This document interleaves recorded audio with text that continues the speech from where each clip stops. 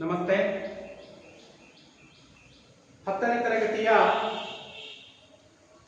ಎಲ್ಲ ವಿದ್ಯಾರ್ಥಿಗಳಿಗೂ ಸಮಾಜ ವಿಜ್ಞಾನಕ್ಕೆ ಸ್ವಾಗತ. ಮಕ್ಕಳೇ, ಈಗಾಗಲೇ ನಾವು ಭಾರತದಲ್ಲಿ ಸ್ವತಂತ್ರ ಹೋರಾಟ ಅಂತಕ್ಕಂಥದ್ದು ಹೇಗೆ ಪ್ರಾರಂಭವಾಯಿತು, 1857 ಭಾರತದ ಪ್ರಥಮ ಸ್ವಾತಂತ್ರ್ಯ ಸಂಗ್ರಾಮ, ಅಲ್ಲಿಂದ ಬ್ರಿಟಿಷರ ವಿರುದ್ಧದ ಒಂದು ಹೋರಾಟ ಅಂತಕ್ಕಂಥದ್ದು ಪ್ರಾರಂಭವಾಯಿತು. ಹಾಗಾದ್ರೆ ಮುಂದಿನ ಅವಧಿಯಲ್ಲಿ ಭಾರತದ ಸ್ವತಂತ್ರವನ್ನು ಪಡೆಯಲಿಕ್ಕೆ ಯಾವ ರೀತಿಯಾಗಿರ್ತಕ್ಕಂತಹ ಒಂದು ಹೋರಾಟಗಳು ಅಂತಕ್ಕಂಥವು ಪ್ರಾರಂಭವಾದವು ಎಂಬ ಒಂದು ಅಂಶವನ್ನ ಈ ಒಂದು ಅವಧಿಯಲ್ಲಿ ನಾವು ಸಂಪೂರ್ಣವಾಗಿ ಅಧ್ಯಯನವನ್ನ ಮಾಡತಕ್ಕಂಥದ್ದು. ಇತಿಹಾಸದ ಅಧ್ಯಾಯ 7 ಸ್ವತಂತ್ರ ಹೋರಾಟ. ಈ ಒಂದು ಅಧ್ಯಾಯದಲ್ಲಿ ಬರ್ತಕ್ಕಂತಹ ಪ್ರಮುಖವಾಗಿರ್ತಕ್ಕಂತಹ ಕಲಿಕಾಂಶಗಳನ್ನು ನಾವು ಗಮನಿಸಿದಾಗ ರಾಷ್ಟ್ರೀಯತೆಯ ಉದಯ ಅಂತಕ್ಕಂಥದ್ದು, ಹಾಗೆಯೇ ಭಾರತೀಯ ರಾಷ್ಟ್ರೀಯ ಕಾಂಗ್ರೆಸ್ನ ಒಂದು ಸ್ಥಾಪನೆ. ಭಾರತೀಯ ರಾಷ್ಟ್ರೀಯ ಕಾಂಗ್ರೆಸ್ ಅಂತಕ್ಕಂಥದ್ದು ಯಾವಾಗ ಸ್ಥಾಪನೆ ಆಯಿತು, ಹಾಗೇನೆ ಈ ಒಂದು ಸ್ವತಂತ್ರ ಹೋರಾಟದಲ್ಲಿ ಪ್ರಮುಖವಾಗಿ 3 ಪಾತ್ರಗಳನ್ನು ನಾವು ಇಲ್ಲಿ ಗಮನಿಸಬಹುದಾಗಿದೆ. ಮಂದಗಾಮಿ ನಾಯಕರುಗಳು, ತೀವ್ರಗಾಮಿ ನಾಯಕರುಗಳು, ಹಾಗೇನೆ ಕ್ರಾಂತಿಕಾರಿಗಳು. ಈ 3 ಪಾತ್ರಗಳು ಬಹಳ ಮುಖ್ಯವಾಗಿರ್ತಕ್ಕಂಥ ಒಂದು ಸ್ವತಂತ್ರ ಹೋರಾಟದಲ್ಲಿ ಪ್ರಮುಖವಾಗಿರ್ತಕ್ಕಂಥ ಸ್ಥಾನವನ್ನ ಇವು ಹೊಂದಿರ್ತಕ್ಕಂಥ ನಾವು ಕಾಣ್ತಾ ಇದೀವಿ. ಇವು ಈ ಒಂದು ಅಧ್ಯಾಯದಲ್ಲಿ ಬರ್ತಕ್ಕಂತಹ ಪ್ರಮುಖವಾಗಿರ್ತಕ್ಕಂಥ ಇವತ್ತಿನ ಅವಧಿಯಲ್ಲಿ ನಾವು ಗಮನಿಸಬೇಕಾಗಿರ್ತಕ್ಕಂತಹ ಕಲಿಕಾಂಶಗಳಾಗಿರ್ತಕ್ಕಂಥದ್ದು. ಅರ್ಥಾಯ್ತಾ ಮಕ್ಕಳೇ? ನೋಡೋಣ. ರಾಷ್ಟ್ರೀಯತೆಯ ಉದಯ ಅಂತಕ್ಕಂಥದ್ದು, ಹಾಗೇನೆ ಭಾರತೀಯ ರಾಷ್ಟ್ರೀಯ ಕಾಂಗ್ರೆಸ್ ಅಂತಕ್ಕಂಥದ್ದು, ಹಾಗೇನೆ ಮಂದಗಾಮಿಗಳು, ತೀವ್ರವಾದಿಗಳು ಮತ್ತು ಕ್ರಾಂತಿಕಾರಿಗಳು. ಹಾಗಾದ್ರೆ ಭಾರತದಲ್ಲಿ ಸ್ವತಂತ್ರ ಹೋರಾಟ ಅಂತಕ್ಕಂಥದ್ದು ಹೇಗೆ ಪ್ರಾರಂಭವಾಯಿತು, ಸ್ವತಂತ್ರದ ಒಂದು ಹೋರಾಟದಿಂದಾಗಿ ಏನೆಲ್ಲ ಒಂದು ಸಮಸ್ಯೆಗಳಂತಕ್ಕಂಥವು ಉದ್ಭವಿಸಿದ್ವು, ಬ್ರಿಟಿಷರ ವಿರುದ್ಧ ಯಾವ ರೀತಿಯಾಗಿರ್ತಕ್ಕಂಥ ಒಂದು ಹೋರಾಟಗಳಂತಕ್ಕಂಥವು ಕೂಡ ಪ್ರಾರಂಭವಾದವು ಅನ್ನೋದನ್ನ ನಾವು ನೋಡೋದಾದ್ರೆ, ಸ್ವತಂತ್ರ ಹೋರಾಟದ ಬೆಳವಣಿಗೆ ಅಂತಕ್ಕಂಥದ್ದು ಹೇಗಾಯಿತು. ಇಲ್ಲಿ ಮೊದಲನೇದಾಗಿರ್ತಕ್ಕಂಥದ್ದು ಭಾರತದ 19ನೇ ಶತಮಾನದ ಉತ್ತರಾರ್ಧದಲ್ಲಿ ಸಾರಿಗೆ, ಸಂಪರ್ಕ, ಇಂಗ್ಲಿಷ್ ಶಿಕ್ಷಣ ಮತ್ತು ಪತ್ರಿಕೋದ್ಯಮದ ಬೆಳವಣಿಗೆ ಅಂತಕ್ಕಂಥದ್ದು ಪ್ರಾರಂಭವಾಯಿತು. ಮುಖ್ಯವಾಗಿ ನಾವು ಗಮನಿಸಬೇಕಾಗಿರ್ತಕ್ಕಂಥದ್ದು ಸ್ವತಂತ್ರದ ಹೋರಾಟದ ಒಂದು ಬೆಳವಣಿಗೆ ಅಂತಕ್ಕಂಥದ್ದು ಹೇಗೆ ಪ್ರಾರಂಭವಾಯಿತು. ಮುಖ್ಯವಾಗಿ ಭಾರತದ 19ನೇ ಶತಮಾನ, ಏನು 19ನೇ ಶತಮಾನ ಅಂತಕ್ಕಂಥದ್ದು ಏನಿತ್ತು, ಈ ಒಂದು ಶತಮಾನದ ಉತ್ತರಾರ್ಧದಲ್ಲಿ ಸಾರಿಗೆಗಳು ನಮಗೆ ಗೊತ್ತಿದೆ ಈಗಾಗಲೇ, ವಸ್ತುಗಳನ್ನ ಒಂದು ಸ್ಥಳದಿಂದ ಮತ್ತೊಂದು ಸ್ಥಳಕ್ಕೆ ಕೊಂಡೊಯ್ತಕ್ಕಂಥದ್ದು. ಸಂಪರ್ಕ ಅಂತಂದ್ರೆ ಇಲ್ಲಿ ಸುದ್ದಿ ಸಮಾಚಾರಗಳನ್ನ ಒಂದು ಸ್ಥಳದಿಂದ ಮತ್ತೊಂದು ಸ್ಥಳಕ್ಕೆ ಕೊಂಡೊಯ್ತಕ್ಕಂಥದ್ದು. ಹಾಗೇನೆ ಇಂಗ್ಲಿಷ್ ಶಿಕ್ಷಣದ ಪ್ರಭಾವ ಅಂತಕ್ಕಂಥದ್ದು ಕೂಡ ಸ್ವತಂತ್ರ ಹೋರಾಟಕ್ಕೆ ಹಣಿಯನ್ನು ಕೂಡ ಮಾಡಿಕೊಟ್ಟಿರ್ತಕ್ಕಂಥ ನಾವು ಕಾಣ್ತಾ ಇದ್ದೀವಿ. ಇದು ಮೊದಲನೆಯ ಅಂಶವಾಗಿರ್ತಕ್ಕಂಥದ್ದು. ಇನ್ನ ಎರಡನೇದನ್ನು ನಾವು ಗಮನಿಸಿದಾಗ ಆಡಳಿತ ನೀತಿ ಮತ್ತು ಬರಗಾಲಗಳು. ಬ್ರಿಟಿಷರ ಒಂದು ಆಡಳಿತ ನೀತಿ ಅಂತಕ್ಕಂಥದ್ದೇನಿತ್ತು, ಆ ಒಂದು ಆಡಳಿತ ನೀತಿಗೆ ಸಂಪೂರ್ಣವಾಗಿ ಭಾರತೀಯರು ವಿರೋಧವನ್ನು ವ್ಯಕ್ತಪಡಿಸಿರ್ತಕ್ಕಂಥ ನಾವು ಕಾಣ್ತಾ ಇದ್ದೀವಿ. ಅದರ ಜೊತೆಯಲ್ಲಿ ಬರಗಾಲಗಳು ಅಂತಕ್ಕಂಥವು ಕೂಡ ಬಂದಿರ್ತಕ್ಕಂಥ ನಾವು ಕಾಣ್ತಾ ಇದ್ದೀವಿ. ಈ ಎಲ್ಲಾ ಕಾರಣಗಳಿಂದಾಗಿ, ಆಡಳಿತ ಮತ್ತು ಬರಗಾಲಗಳ ಕಾರಣಗಳಿಂದಾಗಿ ಭಾರತದ ಜನರು ಅಂತಕ್ಕಂಥ ಏನಿದ್ದಾರೆ ಬ್ರಿಟಿಷರ ವಿರುದ್ಧ ಆಕ್ರೋಶವನ್ನ ಹೊಂದಿರತಕ್ಕಂಥ ನಾವು ಕಾಣ್ತಾ ಇದ್ದೀವಿ, ವಿರೋಧವನ್ನ ಕಟ್ಟಿಕೊಂಡಿರ್ತಕ್ಕಂಥ ನಾವು ಕಾಣ್ತಾ ಇದ್ದೀವಿ. ಈ ರೀತಿಯಾಗಿ ಸ್ವತಂತ್ರ ಹೋರಾಟದ ಬೆಳವಣಿಗೆ ಅಂತಕ್ಕಂಥದ್ದು ಕೂಡ ಪ್ರಾರಂಭವಾಗಿರ್ತಕ್ಕಂಥ ನಾವು ಕಾಣಬಹುದು. ಹಾಗೇನೆ ಇಲ್ಲಿ 1857ರವರೆಗೆ ದೊಡ್ಡದಾಗಿರ್ತಕ್ಕಂಥ ಒಂದು ಹೋರಾಟ ಅಂತಕ್ಕಂಥದ್ದು ಕೂಡ ನಮ್ಗೆ ಈಗಾಗಲೇ ಗೊತ್ತಿದೆ. ಭಾರತದ ಪ್ರಥಮ ಸ್ವಾತಂತ್ರ್ಯ ಸಂಗ್ರಾಮ ಅಂತಕ್ಕಂಥದ್ದು. ಹಾಗೇನೆ 1858ರಲ್ಲಿ ಏನ್ ಬ್ರಿಟನ್ ರಾಣಿ ಕೆಲವೊಂದು ಘೋಷಣೆಗಳನ್ನ ಹೊರಡಿಸಿದ್ಲು. 1858ರಲ್ಲಿ ಬ್ರಿಟನ್ ರಾಣಿ ನೇರವಾಗಿ ಭಾರತದಲ್ಲಿ ಆಡಳಿತವನ್ನ ಆರಂಭಿಸಿದರು. 1858ರಲ್ಲಿ ಅವಾಗ ಅವಳು ಕೆಲವೊಂದು ಆಶ್ವಾಸನೆಗಳನ್ನ ಭಾರತೀಯರಿಗೆ ಕೆಲವೊಂದು ಆಶ್ವಾಸನೆಗಳನ್ನು ಕೂಡ ಘೋಷಣೆಗಳನ್ನು ಕೂಡ ನೀಡಿರ್ತಕ್ಕಂಥದ್ದು ನಾವು ಕಾಣಬಹುದಾಗಿದೆ. ಇನ್ನ 1861ರ ಕಾಯ್ದೆಯ ಅನ್ವಯ 1861ರ ಕಾಯ್ದೆಯ ಅನ್ವಯ ಭಾರತೀಯರು ಕಾನೂನುಗಳನ್ನ ರೂಪಿಸುವಲ್ಲಿ ಪಾಲ್ಗೊಳ್ಳುವ ಅವಕಾಶ ಅಂತಕ್ಕಂಥದ್ದು ನೀಡಿತು. ಭಾರತೀಯರು ಕೂಡ ಇದರಲ್ಲಿ ಭಾಗವಹಿಸಬಹುದು, ಆಡಳಿತದಲ್ಲಿ ಭಾಗವಹಿಸಬಹುದು ಅಂತಕ್ಕಂಥ ಒಂದು ನಿಯಮವನ್ನ 1861ರ ಕಾನೂನು ಅಂತಕ್ಕಂಥದ್ದೇನಿದೆ ಈ ಒಂದು ಕಾನೂನಿನಲ್ಲಿ ಅಳವಡಿಸಿರ್ತಕ್ಕಂಥದ್ದನ್ನು ಕೂಡ ಕಾಣಬಹುದಾಗಿದೆ. ಇನ್ನ ಭಾರತೀಯ ವಿದ್ಯಾವಂತ ವರ್ಗವು ರಾಷ್ಟ್ರೀಯತೆಯ ಪರಿಕಲ್ಪನೆಯನ್ನ ಹುಟ್ಟಿಸಿತು. ಯಾವಾಗ ಹೆಚ್ಚು ಹೆಚ್ಚು ಜನರು ಅಂತಕ್ಕಂಥವ್ರು ಶಿಕ್ಷಣವನ್ನ ಪಡಿತಾ ಬಂದ್ರು ಅವಾಗ ತನ್ನದೇ ಇರತಕ್ಕಂಥ ರಾಷ್ಟ್ರ, ದೇಶ ಪ್ರೇಮ ಅಂತಕ್ಕಂಥದ್ದು, ರಾಷ್ಟ್ರೀಯತೆ ಅಂತಕ್ಕಂಥದ್ದು, ಭಾವೈಕ್ಯತೆ ಅಂತಕ್ಕಂಥದ್ದು, ನಾವೆಲ್ಲರೂ ಒಂದೇ ಅಂತಕ್ಕಂಥ ಮನೋಭಾವನೆ ಶಿಕ್ಷಣದಿಂದಾಗಿ ಪ್ರತಿಯೊಬ್ಬ ಭಾರತೀಯರಿಗೂ ಕೂಡ ಮೂಡಿರ್ತಕ್ಕಂಥ ನಾವು ಕಾಣಬಹುದಾಗಿದೆ ಮಕ್ಕಳೇ. ನೋಡಿ ಇಲ್ಲಿ ಭಾರತೀಯ ವಿದ್ಯಾವಂತ ವರ್ಗವು ಕೂಡ ರಾಷ್ಟ್ರೀಯತೆ ಪರಿಕಲ್ಪನೆ, ನಮ್ಮದೇ ಆಗಿರ್ತಕ್ಕಂಥ ಒಂದು ದೇಶವನ್ನ ನಾವು ಸ್ವತಂತ್ರವನ್ನ ಪಡಿಸ್ಕೋಬೇಕು, ಯಾರಿಂದ? ಬ್ರಿಟಿಷರಿಂದ ಅಂತಕ್ಕಂಥ ಮನೋಭಾವನೆ ಪ್ರತಿಯೊಬ್ಬರಲ್ಲೂ ಕೂಡ ಶಿಕ್ಷಣದಿಂದ ಮೂಡಿರ್ತಕ್ಕಂಥ ನಾವು ಕಾಣ್ತಾ ಇದ್ದೀವಿ. ಈ ರೀತಿಯಾಗಿ ಸ್ವತಂತ್ರದ ಒಂದು ಹೋರಾಟದ ಬೆಳವಣಿಗೆ ಅಂತಕ್ಕಂಥದ್ದು ಭಾರತದಲ್ಲಿ ಪ್ರಾರಂಭವಾಗಿರ್ತಕ್ಕಂಥದನ್ನ ಕಾಣಬಹುದಾಗಿದೆ ಮಕ್ಕಳೇ. ಅರ್ಥ ಆಯ್ತಲ್ವಾ? ಎಸ್. ಹಾಗೇನೆ ಇನ್ನ ಆರಂಭದ ಸಂಘಟನೆಗಳು, ಯಾವ್ಯಾವ ಸಂಘಟನೆಗಳನ್ನ ಮಾಡಿಕೊಳ್ಳುವುದರ ಮೂಲಕ ಬ್ರಿಟಿಷರನ್ನ ಭಾರತದಿಂದ ಹೊರತೋಡಿಸಬೇಕು, ತೊಲಗಿಸಬೇಕು ಅಂತಕ್ಕಂಥ ಒಂದು ಪ್ರಯತ್ನದಿಂದ ಕೇವಲ ಜನರೇ ಹೋರಾಟವನ್ನ ಮಾಡ್ತಕ್ಕಂಥದ್ದಲ್ಲ, ಕೆಲವೊಂದು ಸಂಘಟನೆಗಳು, ಸಂಘ ಸಂಸ್ಥೆಗಳು, ಸಂಘಟನೆಗಳನ್ನ ಮಾಡಿಕೊಂಡ್ರೆ ಮಾತ್ರ ನಾವು ಹೋರಾಟದಿಂದ ಬ್ರಿಟಿಷರನ್ನ ಭಾರತದಿಂದ ಓಡಿಸಬಹುದು ಅಂತಕ್ಕಂಥ ಒಂದು ಪರಿಕಲ್ಪನೆ ಭಾರತೀಯರಲ್ಲಿ ಮೂಡಿರ್ತಕ್ಕಂಥ ನಾವು ಕಾಣ್ತಾ ಇದೀವಿ. ಹಾಗಾದ್ರೆ ಆ ಒಂದು ಸಂದರ್ಭದಲ್ಲಿ ಇದ್ದಂತಹ ಸಂಘಟನೆಗಳು ಯಾವ್ಯಾವ ಅಂತಂದ್ರೆ, ಒಂದು the Hindu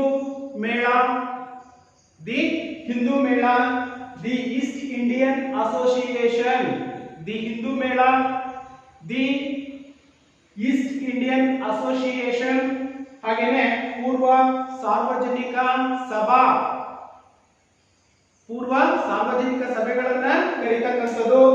the Indian association ಎಂಬ ಸಂಘಟನೆ ಅಂತಕ್ಕಂಥದ್ದು ಹುಟ್ಕೊಳ್ಳಿಕ್ಕೆ ಪ್ರಮುಖ ಕಾರಣವಾಗಿರ್ತಕ್ಕಂಥದ್ದು ನಾವು ಕಾಣ್ತದೆ. ಈ ರೀತಿಯಾಗಿ 4 ಸಂಘಟನೆಗಳಂತಕ್ಕಂಥವು ಪ್ರಾರಂಭವಾಗುವುದರ ಮೂಲಕ ಸ್ವತಂತ್ರದ ಒಂದು ಹೋರಾಟದ ತೀವ್ರತೆಯನ್ನ ಹೆಚ್ಚಿಸಿರ್ತಕ್ಕಂಥದ್ದು ನಾವು ಕಾಣಬಹುದಾಗಿದೆ. ಈ ರೀತಿಯಾಗಿ ಯಾವ ಸಂಘಟನೆಗಳನ್ನು ನಾವು ಕಾಣಬಹುದಾಗಿದೆ ಮಕ್ಕಳೇ. ಹಾಗಾದ್ರೆ ಮುಂದೆಯೇ ಒಂದು ನಾವು ಗಮನಿಸೋದಾದ್ರೆ ಪತ್ರಿಕಾ ಸ್ವಾತಂತ್ರ್ಯದ ಹರಣ, ಪತ್ರಿಕೆಗಳ ಸ್ವತಂತ್ರದ ಒಂದು ಹರಣ ಅಂತಕ್ಕಂಥದ್ದು ಕೂಡ ಆ ಒಂದು ಸ್ವತಂತ್ರ ಹೋರಾಟದ ಸಂದರ್ಭದಲ್ಲಿ ಆಗಿರ್ತಕ್ಕಂಥದನ್ನ ನಾವು ಕಾಣಬಹುದಾಗಿದೆ. ಲಾರ್ಡ್ ಲಿಟ್ಟನ್ ಕಾಲದಲ್ಲಿ ವರ್ಣಕ್ಯುಲರ್ ಪ್ರೆಸ್ ಕಾಯ್ದೆ ಅಂತಕ್ಕಂಥದ್ದು ಜಾರಿಗೆ ಬಂದಿರತಕ್ಕಂಥದ್ದು, ಬ್ರಿಟಿಷರೇ ಜಾರಿಗೆ ತಂದಿರತಕ್ಕಂಥ ಒಂದು ಕಾಯ್ದೆ ಅಂತಕ್ಕಂಥದ್ದೇನಿದೆ ಆ ಒಂದು ಕಾಯ್ದೆ ಅಂತಕ್ಕಂಥದ್ದು ಲಾರ್ಡ್ ಲಿಟ್ಟನ್ ಕಾಲದಲ್ಲಿ ಪತ್ರಿಕೋದ್ಯಮ ವರ್ಣಕ್ಯುಲರ್ ಅಂತಕ್ಕಂಥ ಒಂದು ಪ್ರೆಸ್ ಕಾಯ್ದೆ ಅಂತಕ್ಕಂಥದ್ದು ಕೂಡ ಜಾರಿಗೆ ಬಂದಿರತಕ್ಕಂಥದ್ದು. ಪತ್ರಿಕಾ ಸ್ವಾತಂತ್ರ್ಯದ ಹಕ್ಕನ್ನು ಹತ್ತಿಕ್ಕಲು ಪ್ರಯತ್ನಿಸಿರ್ತಕ್ಕಂಥದ್ದು, ಯಾರಾದರೂ ಭಾರತೀಯರು ಇಂಥ ಒಂದು ಪತ್ರಿಕೆಗಳನ್ನ ಪ್ರಕಟವನ್ನ ಮಾಡಿದ್ದಾರೆ ಅವುಗಳ ವಿರುದ್ಧ ಹೋರಾಟವನ್ನ ಮಾಡ್ತಕ್ಕಂಥ ಒಂದು ಕಾನೂನುಗಳನ್ನು ಕೂಡ ಇಲ್ಲಿ ಬ್ರಿಟಿಷರು ಜಾರಿಗೆ ತಂದಿರತಕ್ಕಂಥದ್ದನ್ನು ನಾವು ಕಾಣಬಹುದಾಗಿದೆ. ಹಾಗೇನೆ ಇಲ್ಲಿ ಭಾರತೀಯ ರಾಷ್ಟ್ರೀಯ ಕಾಂಗ್ರೆಸ್ ಅಂತಕ್ಕಂಥದ್ದು ಕೂಡ ಸ್ಥಾಪನೆಯಾಗಿರ್ತಕ್ಕಂಥದ್ದು. ಭಾರತೀಯ ರಾಷ್ಟ್ರೀಯ ಕಾಂಗ್ರೆಸ್. ಹಾಗಾದ್ರೆ ಇಲ್ಲಿ ಒಂದು ಹಂತದ ಪ್ರಶ್ನೆ ಬರ್ಬೋದು ಮಕ್ಕಳೇ, ಭಾರತೀಯ ರಾಷ್ಟ್ರೀಯ ಕಾಂಗ್ರೆಸ್ ಅಂತಕ್ಕಂಥದ್ದು ಯಾವಾಗ ಸ್ಥಾಪನೆ ಆಯಿತು? ಅದಕ್ಕಿಂತ ಮುಂಚಿತವಾಗಿ ನಾವು ನೋಡೋದಾದ್ರೆ ಭಾರತೀಯ ರಾಷ್ಟ್ರೀಯ ಕಾಂಗ್ರೆಸ್ನ ಯೂನಿಯನ್ ಸಭೆ ಅಂತ ನಾವೇ ಕರಿತೀವಿ. ಆ ಒಂದು ಯೂನಿಯನ್ ಅಂತಕ್ಕಂಥದ್ದು 1884ರಲ್ಲಿ 1884ರಲ್ಲಿ ಭಾರತೀಯ ರಾಷ್ಟ್ರೀಯ ಕಾಂಗ್ರೆಸ್ನ ಒಂದು ಯೂನಿಯನ್ ಅಂತಕ್ಕಂಥದ್ದು ನಡೆಯಿತು. ತದನಂತರ ಅಧಿಕೃತವಾಗಿ ಭಾರತೀಯ ರಾಷ್ಟ್ರೀಯ ಕಾಂಗ್ರೆಸ್ ಅಂತಕ್ಕಂಥದ್ದು ಜಾರಿಗೆ ಬಂದಿರತಕ್ಕಂಥದ್ದು 1855ರಲ್ಲಿ. ಇಲ್ಲಿ ನಿಮಗೆ ಒಂದು ಅಂಕದ ಪ್ರಶ್ನೆ ಕೇಳಬಹುದು, ಭಾರತೀಯ ರಾಷ್ಟ್ರೀಯ ಕಾಂಗ್ರೆಸ್ ಅಂತಕ್ಕಂಥದ್ದು ಯಾವಾಗ ಜಾರಿಗೆ ಬಂತು? ವೆರಿ ಗುಡ್, 1885ರಲ್ಲಿ ಇದು ಜಾರಿಗೆ ಬಂದಿರತಕ್ಕಂಥದ್ದು. ಹಾಗೇನೆ ಭಾರತೀಯ ರಾಷ್ಟ್ರೀಯ ಕಾಂಗ್ರೆಸ್ನ ಸ್ಥಾಪಕರು ಯಾರಾಗಿದ್ರು? ಹೌದು ತಾನೇ? ಪ್ರಶ್ನೆ ಬರ್ಬೋದು, ಒಂದು ಅಂಕದ ಪ್ರಶ್ನೆ. ಭಾರತೀಯ ರಾಷ್ಟ್ರೀಯ ಕಾಂಗ್ರೆಸ್ 1885ರಲ್ಲಿ ಸ್ಥಾಪನೆ ಆದ್ರೆ ಈ ಒಂದು ರಾಷ್ಟ್ರೀಯ ಕಾಂಗ್ರೆಸ್ನ ಸ್ಥಾಪಕರು ಯಾರಾಗಿದ್ರಪ್ಪ ಅಂತಂದ್ರೆ ಎಸ್ ಎ.ಓ. ಯೂಮ್ ರವರು ಈ ಒಂದು ಭಾರತೀಯ ರಾಷ್ಟ್ರೀಯ ಕಾಂಗ್ರೆಸ್ನ ಸ್ಥಾಪಕರಾಗಿರ್ತಕ್ಕಂಥದ್ದನ್ನು ಕೂಡ ನಾವಿಲ್ಲಿ ಗಮನಿಸಬಹುದಾಗಿದೆ. ಹಾಗಾದ್ರೆ ಈ ಒಂದು ಭಾರತೀಯ ರಾಷ್ಟ್ರೀಯ ಕಾಂಗ್ರೆಸ್ನ ಅಧ್ಯಕ್ಷತೆಯನ್ನ ಯಾರು ವಹಿಸಿದ್ರು? ಭಾರತೀಯ ರಾಷ್ಟ್ರೀಯ ಕಾಂಗ್ರೆಸ್ನ ಅಧ್ಯಕ್ಷತೆಯನ್ನ WC ಬ್ಯಾನರ್ಜಿ ಅವರು ಇದರ ಒಂದು ಅಧ್ಯಕ್ಷತೆಯನ್ನ ವಹಿಸಿರ್ತಕ್ಕಂಥದ್ದನ್ನು ಕೂಡ ನಾವಿಲ್ಲಿ ಕಾಣಬಹುದಾಗಿದೆ. ಅರ್ಥ ಆಯ್ತಲ್ವಾ? ಇದು ಭಾರತೀಯ ರಾಷ್ಟ್ರೀಯ ಕಾಂಗ್ರೆಸ್ ಸ್ಥಾಪನೆ 1885. ಸ್ಥಾಪಕರು ಯಾರಪ್ಪ ಅಂತಂದ್ರೆ ಎ.ಓ. ಯೂಮ್ ರವರು. ಹಾಗೇನೆ ಇಲ್ಲಿ ಮೊದಲ ಅಧ್ಯಕ್ಷರು, ಭಾರತೀಯ ರಾಷ್ಟ್ರೀಯ ಕಾಂಗ್ರೆಸ್ನ ಮೊದಲ ಅಧ್ಯಕ್ಷರು ಯಾರಾಗಿದ್ರಪ್ಪ ಅಂತಂದ್ರೆ WC ಬ್ಯಾನರ್ಜಿ ಅವರು ಅಧ್ಯಕ್ಷತೆಯನ್ನು ವಹಿಸಿಕೊಂಡಿರ್ತಕ್ಕಂಥದ್ದನ್ನು ನಾವು ಕಾಣ್ತಾ ಇದ್ದೀವಿ. ಅರ್ಥ ಆಯ್ತಲ್ವಾ? ಹಾಗೇನೆ ಭಾರತೀಯ ರಾಷ್ಟ್ರೀಯ ಕಾಂಗ್ರೆಸ್ನ ಉದ್ದೇಶವೇನಾಗಿತ್ತು? ಬಹಳಷ್ಟು ಇಂಪಾರ್ಟೆಂಟ್ ಮಕ್ಕಳ ಇದು. ಭಾರತೀಯ ರಾಷ್ಟ್ರೀಯ ಕಾಂಗ್ರೆಸ್ನ ಉದ್ದೇಶ ಏನಾಗಿತ್ತು? ಏನು 1885ರಲ್ಲಿ ಜಾರಿಗೆ ಬಂದಿರತಕ್ಕಂತಹ ಅಥವಾ ಸ್ಥಾಪನೆ ಹೊಂದಿರತಕ್ಕಂತಹ ಭಾರತೀಯ ರಾಷ್ಟ್ರೀಯ ಕಾಂಗ್ರೆಸ್ನ ಉದ್ದೇಶಗಳೇನಾಗಿತ್ತು? ಯಾವ ಕಾರಣಕ್ಕಾಗಿ, ಯಾವ ಒಂದು ಉದ್ದೇಶವನ್ನು ಇಟ್ಟುಕೊಂಡು ಈ ಒಂದು ಸಂಘ ಸಂಸ್ಥೆ ಅಥವಾ ಸಂಘ ಅಂತಕ್ಕಂಥದ್ದು ಸ್ಥಾಪನೆಯಾಗಿತ್ತು? ನೋಡೋಣ ಯಾವ್ಯಾವ ಒಂದು ಉದ್ದೇಶಗಳನ್ನದು ಹೊಂದಿತ್ತು. ರಾಷ್ಟ್ರೀಯ ಐಕ್ಯತೆಯನ್ನ ಬೆಳೆಸ್ತಕ್ಕಂಥದ್ದು. ಐಕ್ಯತೆ ಅಂತಂದ್ರೆ ಭಾರತೀಯರೆಲ್ಲರೂ ಕೂಡ ನಾವೆಲ್ಲ ಒಗ್ಗಟ್ಟಾಗಿರ್ಬೇಕು. ಐಕ್ಯತೆಯಿಂದಿದ್ದಾಗ ಮಾತ್ರ ನಾವು ಹೋರಾಟದಿಂದ ಸ್ವತಂತ್ರವನ್ನ ಬ್ರಿಟಿಷರಿಂದ ಪಡೆಯಲಿಕ್ಕೆ ಸಾಧ್ಯತೆ ಇದೆ ಅಂತಕ್ಕಂಥ ಒಂದು ಉದ್ದೇಶವನ್ನು ಕೂಡ ಅದು ಹೊಂದಿತ್ತು. ಇನ್ನು ರಾಷ್ಟ್ರೀಯ ವಿಚಾರಧಾರೆಗಳಿಗೆ ರಚನಾತ್ಮಕವಾಗಿರ್ತಕ್ಕಂಥ ತಂತ್ರವನ್ನ ರೂಪಿಸಿರ್ತಕ್ಕಂಥದ್ದು. ಹೇಗಾದ್ರೂ ಮಾಡಿ ಭಾರತವನ್ನ ನಾವು ಸ್ವತಂತ್ರಗೊಳಿಸಬೇಕು ಅಂತಕ್ಕಂಥ ಒಂದು ರಚನಾತ್ಮಕವಾಗಿರ್ತಕ್ಕಂಥ ಚಿಂತನೆಯನ್ನ, ಹಲವಾರು ತಂತ್ರಗಳನ್ನ ಹಾಕಿಕೊಳ್ಳುವುದರ ಮೂಲಕ ಈ ಒಂದು ಭಾರತೀಯ ರಾಷ್ಟ್ರೀಯ ಕಾಂಗ್ರೆಸ್ ತನ್ನದೇ ಆಗಿರ್ತಕ್ಕಂಥ ಒಂದು ಉದ್ದೇಶಗಳನ್ನು ಕೂಡ ಹೊಂದಿರ್ತಕ್ಕಂಥ ನಾವು ಕಾಣ್ತಾ ಇದ್ದೀವಿ. ಹಾಗೇನೆ ಇನ್ನ ಪತ್ರಿಕೆಯಲ್ಲಿ ಬಿತ್ತರವಾಗಿರ್ತಕ್ಕಂಥ ವಿಚಾರಧಾರೆಗಳು, ಪತ್ರಿಕೆಯಲ್ಲಿ ಬಿತ್ತರವಾಗಿರ್ತಕ್ಕಂತಹ ಪ್ರಕಟಣೆಗೊಂಡಿರ್ತಕ್ಕಂತಹ ವಿಚಾರಧಾರೆಗಳನ್ನು ನಾವು ಕೂಡ ಇಲ್ಲಿ ನೋಡೋದಾದ್ರೆ ನೋಡಿ, ಸ್ಥಳೀಯ ಭಾಷೆಯಲ್ಲಿ ವಿವಿಧ ಪತ್ರಿಕೆಗಳಂತಕ್ಕಂಥವು ಕೂಡ ಪ್ರಕಟಗೊಂಡಿದ್ವು. ಸ್ಥಳೀಯ ಭಾಷೆಗಳಂದ್ರೆ ಭಾರತದಲ್ಲಿರ್ತಕ್ಕಂಥ ಭಾಷೆಗಳೇನಿದಾವೆ ಆ ಭಾಷೆಗಳಲ್ಲಿ ಹಲವಾರು ಪತ್ರಿಕೆಗಳಂತಕ್ಕಂಥವು ಕೂಡ ಇಲ್ಲಿ ಪ್ರಕಟಣೆಯನ್ನ ಮಾಡಿರ್ತಕ್ಕಂಥ ನಾವು ಕಾಣ್ತಾ ಇದ್ದೀವಿ. ಇನ್ನ ಸಾಮಾಜಿಕ ಸಾಂಸ್ಕೃತಿಕ ಐಕ್ಯತೆಗೆ ಪ್ರೇರಣೆಯನ್ನ ನೀಡಿರ್ತಕ್ಕಂಥದ್ದು, ಹಲವಾರು ಹಬ್ಬ ಹರಿದಿನಗಳನ್ನ ಮಾಡ್ತಕ್ಕಂಥದ್ದು. ಅರ್ಥ ಆಯ್ತಲ್ವಾ? ಈ ರೀತಿಯಾಗಿ ಸಾಂಸ್ಕೃತಿಕ ಮತ್ತು ಸಾಮಾಜಿಕವಾಗಿರ್ತಕ್ಕಂಥ ಐಕ್ಯತೆಗೆ ಹೆಚ್ಚಿನ ಒತ್ತನ್ನ ಕೊಟ್ಟಿರ್ತಕ್ಕಂಥ ನಾವು ಕಾಣ್ತಾ ಇದ್ದೀವಿ. ಯಾವುದು? ಭಾರತೀಯ ರಾಷ್ಟ್ರೀಯ ಕಾಂಗ್ರೆಸ್ ಅಂತಕ್ಕಂಥದ್ದೇನಿದೆ ಇದು. ಇನ್ನ ರಾಷ್ಟ್ರೀಯ ಕಾಂಗ್ರೆಸ್ ನಲ್ಲಿ ಭಿನ್ನಮತ ಅಂತಕ್ಕಂಥದ್ದು ಏನು? ಭಾರತೀಯ ರಾಷ್ಟ್ರೀಯ ಕಾಂಗ್ರೆಸ್ 1885ರಲ್ಲಿ ಅದು ಸ್ಥಾಪನೆ ಆಯಿತು. ಅದರಲ್ಲೂ ಕೂಡ ಭಿನ್ನಮತಿ ಅಂತಕ್ಕಂಥದ್ದು ಕೂಡ ಉಂಟಾಗಿರ್ತಕ್ಕಂಥ ನಾವು ಕಾಣ್ತಾ ಇದ್ದೀವಿ. ಎರಡು ಭಾಗಗಳಾಗಿರ್ತಕ್ಕಂಥದ್ದು.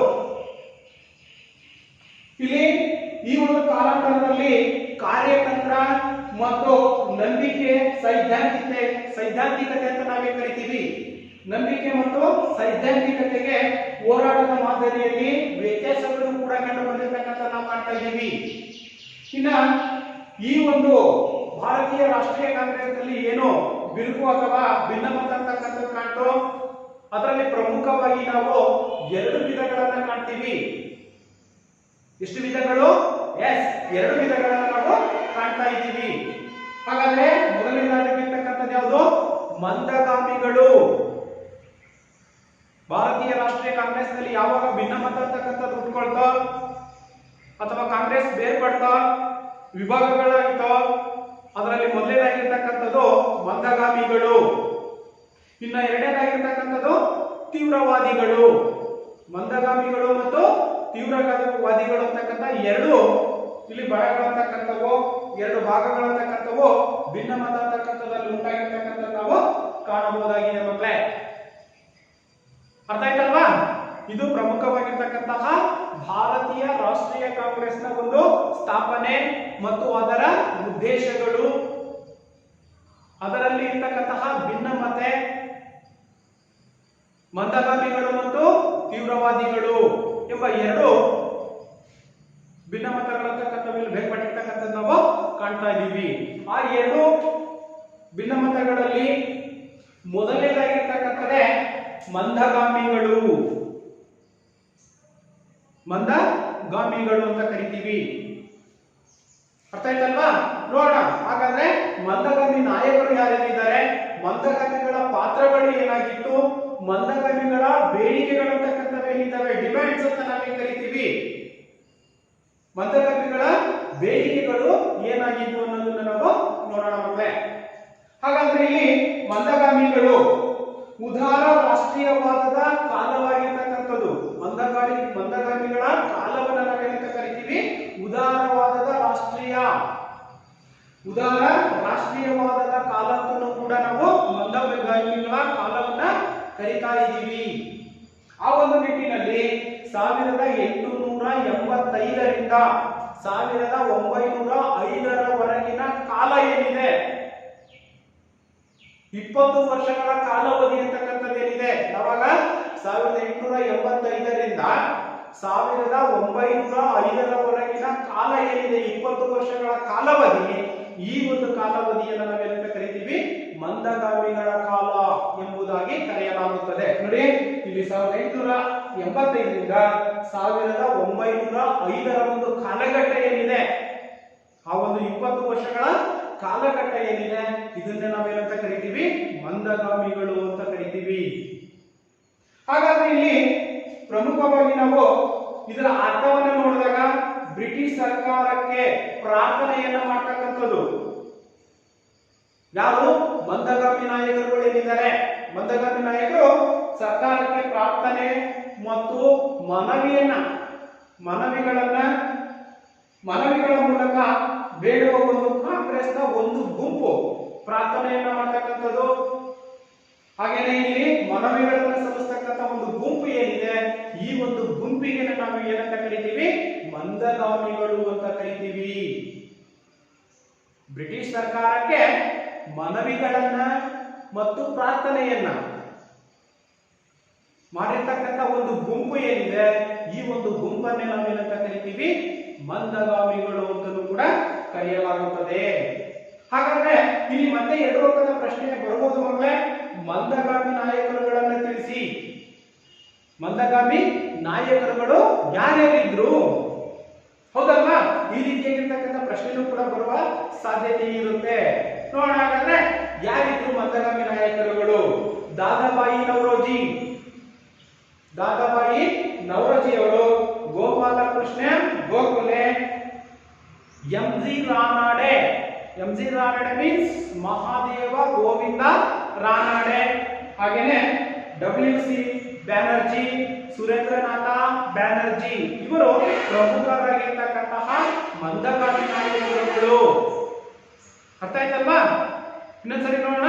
ಮಂದಗಾಮಿ ನಾಯಕರುಗಳು ಯಾರ್ಯಾರಿದ್ರು? ದಾದಾಬಾಯಿ ನವರೋಜಿ, ಡಬ್ಲ್ಯೂ.ಸಿ. ಬ್ಯಾನರ್ಜಿ, ಗೋಪಾಲಕೃಷ್ಣ ಗೋಖಲೆ, ಹಾಗೇನೆ ಸುರೇಂದ್ರನಾಥ ಬ್ಯಾನರ್ಜಿ, ಹಾಗೇನೆ ಎಂ.ಜಿ. ರಾನಡೆ ಅಂದ್ರೆ ಮಹಾದೇವ ಗೋವಿಂದ ರಾನಡೆ. ಇವರು ಪ್ರಮುಖರಾಗಿರ್ತಕ್ಕಂತಹ ಮಂದಗಾಮಿ ನಾಯಕರಲ್ಲಿ ಪ್ರಮುಖರಾಗಿರ್ತಕ್ಕಂಥವ್ರು ಮಕ್ಕಳೇ. ಅರ್ಥ ಆಯ್ತಲ್ವಾ? ಇವರು ಪ್ರಮುಖ ಮಂದಗಾಮಿ ನಾಯಕರುಗಳು. ಹಾಗಾದ್ರೆ ಮಂದಗಾಮಿಗಳ ಬೇಡಿಕೆಗಳೇನಾಗಿದ್ವು? ಮಂದಗಾಮಿಗಳ ಬೇಡಿಕೆಗಳು, ಇಟ್ ಇಸ್ ದ ಡಿಮ್ಯಾಂಡ್. ಯಾವ ರೀತಿಯಾಗಿರ್ತಕ್ಕಂಥ ಡಿಮ್ಯಾಂಡ್ಗಳನ್ನ ಬ್ರಿಟಿಷರ ಹತ್ರ ಅವರು ಮನವಿಗಳನ್ನ ಸಲ್ಲಿಸ್ತಾ ಇದ್ರು, ಯಾವ ರೀತಿಯಾಗಿರ್ತಕ್ಕಂಥ ಬೇಡಿಕೆಗಳನ್ನ ಅವರು ಇಟ್ಟಿದ್ರು ನೋಡೋಣ. ಹಾಗಾದ್ರೆ ಮೊದಲಾಗಿರ್ತಕ್ಕಂಥದ್ದು ಜನರಲ್ಲಿ ರಾಜಕೀಯ ಪ್ರಜ್ಞೆಯನ್ನ ಬೆಳೆಸ್ತಕ್ಕಂಥದ್ದು. ಪ್ರತಿಯೊಬ್ಬ ಭಾರತೀಯನಲ್ಲೂ ಕೂಡ ರಾಜಕೀಯ ಪ್ರಜ್ಞೆ ಅಂತಕ್ಕಂಥದ್ದು ಬೆಳಿಬೇಕು. ಆಗ ನಾವು ಸುಲಭವಾಗಿ ಬ್ರಿಟಿಷರನ್ನು ಒದ್ದೋಡಿಸ್ಲಿಕ್ಕೆ ಅಥವಾ ತೊಲಗಿಸ್ಲಿಕ್ಕೆ ಸಾಧ್ಯತೆ ಅಂತಕ್ಕಂಥದ್ದಿದೆ. ರಾಜಕೀಯವಾಗಿ ಎಲ್ಲರೂ ಕೂಡ ಪ್ರಬುದ್ಧತೆಯನ್ನ ಹೊಂದಿರಬೇಕು, ಅದರ ಜ್ಞಾನ ಅಂತಕ್ಕಂಥದ್ದು ಇರಬೇಕು. ಆಗ ಮಾತ್ರ ನಮ್ಮ ಹೋರಾಟದ ಹಾದಿ ಅಂತಕ್ಕಂಥದ್ದು ಸುಗಮವಾಗಲಿಕ್ಕೆ ಸಾಧ್ಯತೆ ಇದೆ ಅಂತಕ್ಕಂಥ ಒಂದು ಪರಿಕಲ್ಪನೆಯನ್ನ ಇಲ್ಲಿ ಮಂದಗಾಮಿಗಳು ಹೊಂದಿದ್ರು. ಇದು ಮೊದಲನೇದಾಗಿರ್ತಕ್ಕಂಥ ಬೇಡಿಕೆ, ಜನರಲ್ಲಿ ರಾಜಕೀಯ ಪ್ರಜ್ಞೆಯನ್ನ ಬೆಳೆಸ್ತಕ್ಕಂಥದ್ದು. ಇನ್ನು ಎರಡನೇದು, ಭಾರತೀಯರಿಗೆ ಸಲ್ಲಬೇಕಾಗಿರ್ತಕ್ಕಂತಹ ನ್ಯಾಯಕ್ಕಾಗಿ ಹಕ್ಕು ಒತ್ತಾಯವನ್ನ ಮಾಡಿರ್ತಕ್ಕಂಥದ್ದು. ನೋಡಿ, ಎರಡನೇದು ಭಾರತೀಯರಿಗೆ ಸಲ್ಲಬೇಕಾಗಿರ್ತಕ್ಕಂಥ ನ್ಯಾಯಕ್ಕಾಗಿ ಹಕ್ಕು ಒತ್ತಾಯವನ್ನ ಮಾಡಿರ್ತಕ್ಕಂಥದ್ದು. ಅಂದ್ರೆ ನಮಗೆ ಸಂಪೂರ್ಣವಾಗಿರ್ತಕ್ಕಂಥ ಸ್ವಾತಂತ್ರ್ಯವನ್ನ ನೀವು ನೀಡಬೇಕು, ಅದು ನಮ್ಮ ಹಕ್ಕು ಅಂತಕ್ಕಂಥ ಒಂದು ಬೇಡಿಕೆಯನ್ನು ಕೂಡ ಇಲ್ಲಿ ಮಂದಗಾಮಿಗಳು ಯಾರ ಬಳಿಯಲ್ಲಿ ಇಟ್ಟಿದ್ರು? ಬ್ರಿಟಿಷರ ಬಳಿಯಲ್ಲಿ ಇಟ್ಟಿರ್ತಕ್ಕಂಥ ನಾವು ಕಾಣ್ತಾ ಇದ್ದೀವಿ. ಇನ್ನೊಂದು ಪ್ರಮುಖವಾಗಿರ್ತಕ್ಕಂಥ ಬೇಡಿಕೆ ಏನಪ್ಪಾ ಅಂತಂದ್ರೆ ಕೈಗಾರಿಕೆಗಳ ಅಭಿವೃದ್ಧಿ, ಡೆವಲಪ್ಮೆಂಟ್ ಆಫ್ ಇಂಡಸ್ಟ್ರಿಯಲ್ಸ್. ಕೈಗಾರಿಕೆಗಳ ಅಭಿವೃದ್ಧಿ ಅಂತಕ್ಕಂಥದ್ದಾಗಬೇಕು. ಕೈಗಾರಿಕೆಗಳ ಅಭಿವೃದ್ಧಿ ಆದ್ರೆ ನಮ್ಮ ದೇಶ ಅಂತಕ್ಕಂಥದ್ದು ಕೂಡ ಏನಾಗುತ್ತೆ? ಆರ್ಥಿಕವಾಗಿ ಅಭಿವೃದ್ಧಿಯನ್ನು ಹೊಂದುತ್ತೆ ಅಂತಕ್ಕಂಥ ಒಂದು ಅಂಶವನ್ನ ನಾವು ಇಲ್ಲಿ ಗಮನಿಸಬೇಕು. ಯಾಕೆಂತಂದ್ರೆ ನಾವು ಈಗಾಗಲೇ ತಿಳ್ಕೊಂಡಿವಿ, ಇಂಗ್ಲೆಂಡಿನಲ್ಲಾಗಿರ್ತಕ್ಕಂಥ ಕೈಗಾರಿಕಾ ಕ್ರಾಂತಿಯ ಪರಿಣಾಮವಾಗಿ ಭಾರತದಲ್ಲಿರ್ತಕ್ಕಂಥ ಕರಕುಶಲ ಕೆಲಸಗಾರರು ಅಂತಕ್ಕಂಥವೇನಿದ್ದಾರೆ, ಕರಕುಶಲ ಕೈಗಾರಿಕೆಗಳು ಅಂತಕ್ಕಂಥವೇನಿದ್ದಾವೆ, ಗುಡಿ ಕೈಗಾರಿಕೆಗಳು ಅಂತಕ್ಕಂಥವೇನಿದ್ದಾವೆ, ಇವು ಸಂಪೂರ್ಣವಾಗಿ ನಶಿಸಿ ಹೋಗಿರ್ತಕ್ಕಂಥ ನಾವು ಕಾಣ್ತಾ ಇದ್ದೀವಿ. ಹಾಗಾಗಿ ಇಲ್ಲಿ ಮಂದಗಾಮಿಗಳ ಬೇಡಿಕೆ ಏನಾಗಿತ್ತಪ್ಪ ಅಂತಂದ್ರೆ ಕೈಗಾರಿಕೆಗಳ ಅಭಿವೃದ್ಧಿ ಅಂತಕ್ಕಂಥದ್ದಾಗಬೇಕು. ಕೈಗಾರಿಕೆಗಳ ಅಭಿವೃದ್ಧಿ ಅಂತಕ್ಕಂಥದ್ದಾಗಬೇಕು. ಹಾಗೇನೆ ಸೈನಿಕರ ವೆಚ್ಚವನ್ನ ಕಡಿತಗೊಳಿಸಬೇಕು. ಈಗಾಗಲೇ ನಮಗೆ ಗೊತ್ತಿದೆ ಏನಪ್ಪ ಅಂತಂದ್ರೆ ಬ್ರಿಟಿಷರ ಸೈನ್ಯಕ್ಕೆ ಹೆಚ್ಚಿನ ವೇತನವನ್ನ ನೀಡತಕ್ಕಂಥದ್ದು, ಅಧಿಕವಾಗಿರ್ತಕ್ಕಂಥ ಸಂಬಳವನ್ನ ಕೊಡ್ತಕ್ಕಂಥದ್ದೇನಿದೆ ಅದನ್ನ ಕಡಿಮೆ ಮಾಡಬೇಕು ಸಾಧ್ಯವಾದಷ್ಟು ಮಟ್ಟಿಗೆ. ಅದನ್ನೇ ಸೈನಿಕರ ವೆಚ್ಚವನ್ನ ಕಡಿಮೆಗೊಳಿಸಬೇಕು ಅಥವಾ ಕಡಿತಗೊಳಿಸಬೇಕು. ಇದು ಕೂಡ ಒಂದು ಪ್ರಮುಖವಾಗಿರ್ತಕ್ಕಂಥ ಒಂದು ಬೇಡಿಕೆ ಅಂತಕ್ಕಂಥದ್ದು. ಅದರ ಜೊತೆಯಲ್ಲಿ ಉತ್ತಮ ಶಿಕ್ಷಣವನ್ನ ನೀಡಬೇಕು. ಭಾರತೀಯರಿಗೆ ಉತ್ತಮವಾಗಿರ್ತಕ್ಕಂತಹ ಒಂದು ಶಿಕ್ಷಣದ ವ್ಯವಸ್ಥೆಯನ್ನು ಕೂಡ ನೀಡಬೇಕಾಗಿರ್ತಕ್ಕಂಥದ್ದು. ಇನ್ನು ಬಡತನದ ಅಧ್ಯಯನವನ್ನ ಮಾಡಬೇಕು. ಯಾರ್ಯಾರು ಬಡವರಿದ್ದಾರೆ ಎಲ್ಲದನ್ನು ಕೂಡ ರೆಕಾರ್ಡ್ ಮಾಡ್ಕೋಬೇಕು, ಅಧ್ಯಯನವನ್ನ ಮಾಡಬೇಕು. ಅಧ್ಯಯನವನ್ನ ಮಾಡಿ ಯಾರು ಬಡತನದಲ್ಲಿದ್ದಾರೋ ಅವರಿಗೆ ಪರಿಹಾರಗಳನ್ನು ಕೂಡ ಕೊಡಬೇಕು ಅಂತಕ್ಕಂತಹ ಒಂದು ಬೇಡಿಕೆಯನ್ನ ಇಲ್ಲಿ ಮಂದಗಾಮಿ ನಾಯಕರುಗಳು ಬ್ರಿಟಿಷ್ ಅಧಿಕಾರಿಗಳಿಗೆ ಅಥವಾ ಕಂಪನಿಗೆ ಇಟ್ಟಿರ್ತಕ್ಕಂಥ ನಾವು ಕಾಣ್ತಾ ಇದ್ದೀವಿ. ಇಷ್ಟು ಪ್ರಮುಖವಾಗಿರ್ತಕ್ಕಂಥ ಬೇಡಿಕೆಗಳನ್ನ ಮಂದಗಾಮಿಗಳು ತಮ್ಮ ಬೇಡಿಕೆಗಳನ್ನ ಇಟ್ಟಿರ್ತಕ್ಕಂಥದ್ದನ್ನು ಕೂಡ ನಾವು ಕಾಣ್ತಾ ಇದ್ದೀವಿ. ಈ ರೀತಿಯಾಗಿ ಈ ಮಂದಗಾಮಿಗಳ ಬೇಡಿಕೆಗಳು ಏನೇನಾಗಿತ್ತು ಅನ್ನೋದು ಕೂಡ ಈಗಾಗಲೇ ನಮಗೆ ಗೊತ್ತಾಯ್ತು ಮಕ್ಕಳೇ. ಇದು ಕೂಡ 3 ಅಂಕದ ಪ್ರಶ್ನೆಯನ್ನು ಕೂಡ ಕೇಳುವ ಸಾಧ್ಯತೆ ಇರುತ್ತೆ. ಮಂದಗಾಮಿಗಳ ಬೇಡಿಕೆಗಳು ಏನಾಗಿದ್ವು ಗೊತ್ತಾಯ್ತಲ್ವಾ? ಹಾಗೇನೆ ಇನ್ನ ಸಂಪತ್ತಿನ ಸೋರಿಕೆಯ ಸಿದ್ಧಾಂತ.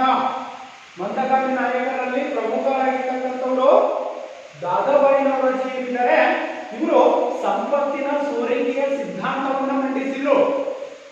ಸಂಪತ್ತಿನ ಸೋರಿಕೆಯ ಸಿದ್ಧಾಂತವನ್ನ ಮಂಡಿಸಿದ್ರು. ಯಾಕೆ ಆ ಸಿದ್ಧಾಂತವನ್ನ ಮಂಡಿಸಿದ್ರಪ್ಪ ಅಂತಂದ್ರೆ ಸಂಪತ್ತಿನ ಸೋರಿಕೆಯ ಸಿದ್ಧಾಂತ ಅಂದ್ರೇನು? ಭಾರತದಲ್ಲಿರ್ತಕ್ಕಂಥ ಎಲ್ಲಾ ಸಂಪತ್ತು ಕೂಡ ಏನಾಗ್ತಾ ಇದೆ, ಇಂಗ್ಲೆಂಡಿಗೆ ಹರಿದು ಹೋಗ್ತಕ್ಕಂಥ ನಾವು ಕಾಣ್ತಾ ಇದ್ದೀವಿ.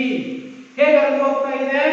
ಪಿಂಚಣಿಯನ್ನ ಹೆಚ್ಚಾಗಿ ಅವರಿಗೆ ಕೊಡ್ತಕ್ಕಂಥದ್ದು, ಉನ್ನತ ಹುದ್ದೆಗಳನ್ನ ಬ್ರಿಟಿಷರಿಗೆ ನೀಡ್ತಕ್ಕಂಥದ್ದು, ಹೆಚ್ಚಿನ ವೇತನವನ್ನ ಬ್ರಿಟಿಷರಿಗೆ ನೀಡ್ತಕ್ಕಂಥ ನಾವು ಕಾಣ್ತಾ ಇದ್ದೀವಿ.